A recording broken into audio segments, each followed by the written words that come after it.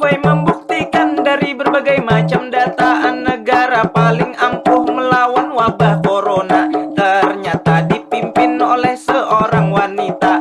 Mulai New Zealand, Taiwan sampai Norwegia, ini membuktikan kepada kita semua, memandang binian kada kau sebelah mata. Dengan empati mereka mengerti rasa.